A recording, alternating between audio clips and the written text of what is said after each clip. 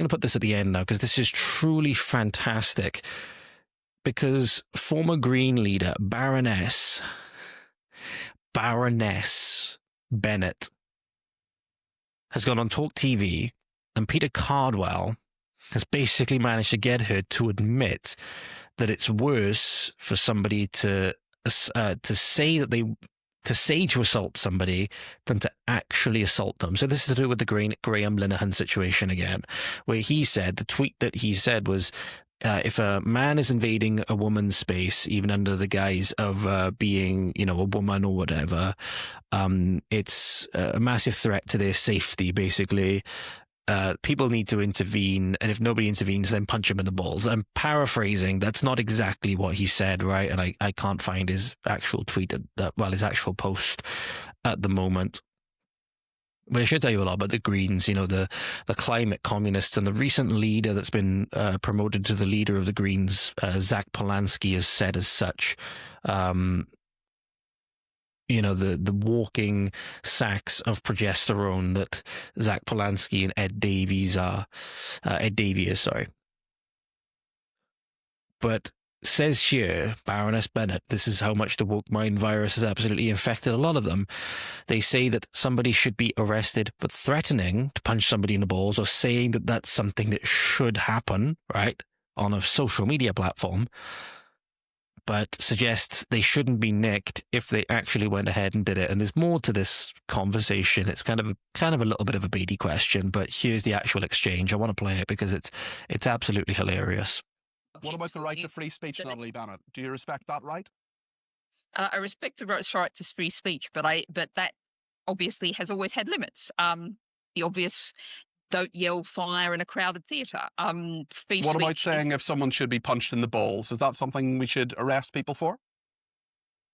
I think that's inducement to assault. I'm not a lawyer, but it doesn't sound like an appropriate... So if it's inducement to assault, would you then arrest Queen Camilla, who has said that a few years ago when she was sexually assaulted that she hit someone in that area with her shoe? Would you call for the arrest of the Queen of the United Kingdom on that basis?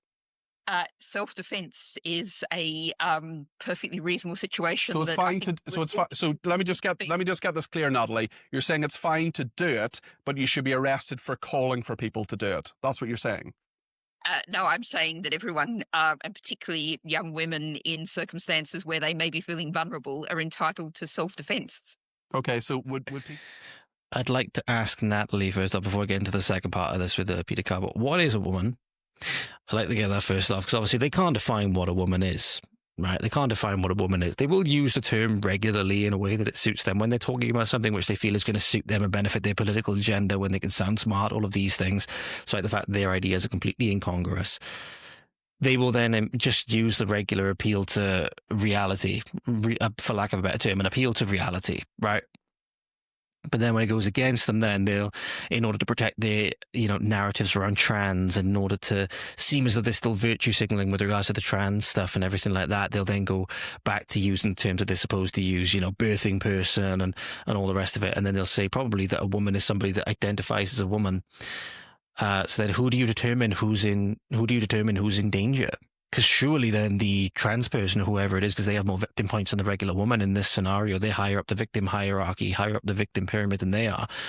Surely by being, victimized in this way, by saying, look, I'm going to punch you in balls if you don't get out of the women's changing room, surely then that would take precedent over the woman's safety. So again, it's going to end up then with the man having the victimhood in this scenario. This is a logical endpoint of feminism, right?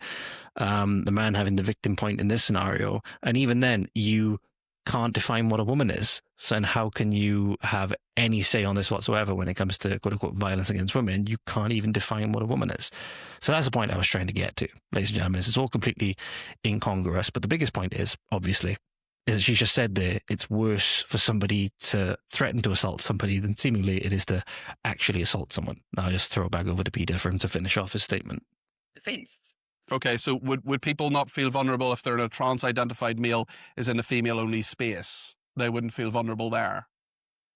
Well, I think there is no reason for us to think that trans women are any threat to to other women. There is absolutely no reason for that to be the case. There's no reason that they're a threat, despite the fact we've had numerous cases. For example, Isla Bryson, who was a rapist, who then identified as a woman. That there's no reason to feel in any way worried by any man who says that they're a woman.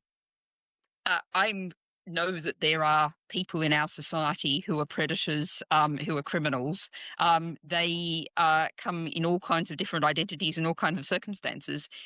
We have to make sure that any person who is a threat, the police or other authorities act appropriately. Do you accept, do you, Well, that might go against their authentic selves. What if that goes against their authentic selves, Miss Bennett, and you end up being transphobic as a result of that? But there is another thing I want to bring up here, ladies and gentlemen, that is very, very important for this. Let me see if I can. Let me see if I can find it, because there's an important graph which I keep going back to, but I keep forgetting where I save it, and so it's hard for me to bring up as easily.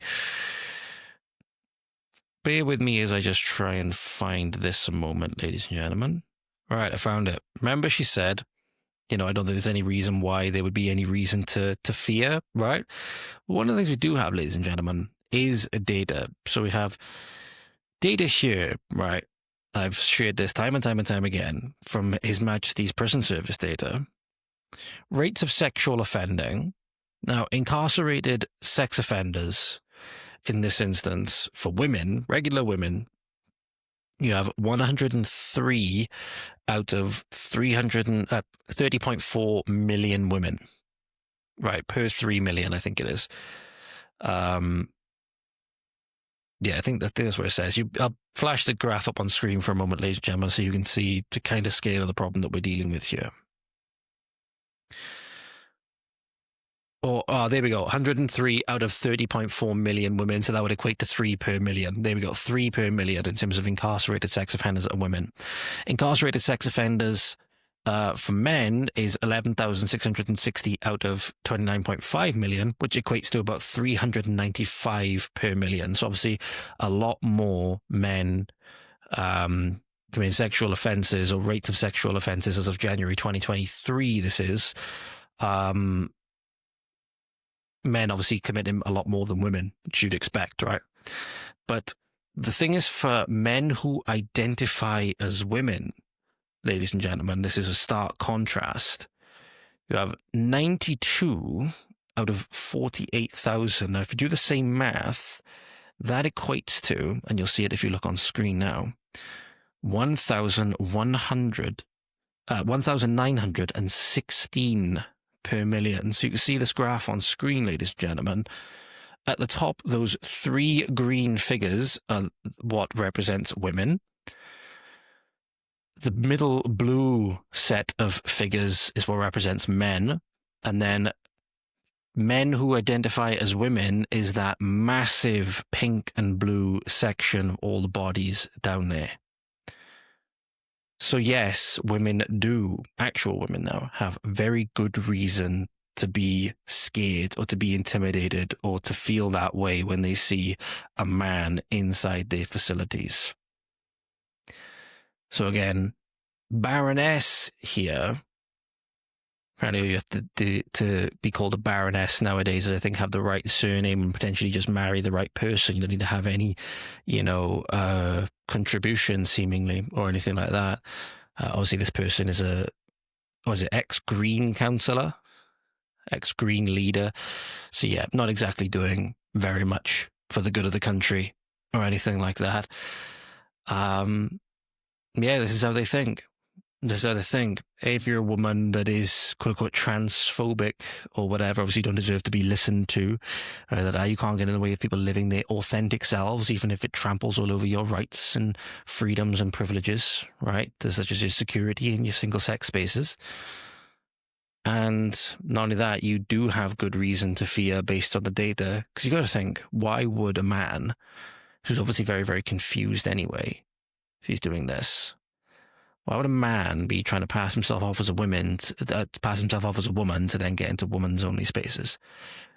there is no good reason as to that would happen. See, that person is actually genuinely confused and they're in desperate need of help, or they're not so empathetic, not so caring, not so frail and, harmless as they appear.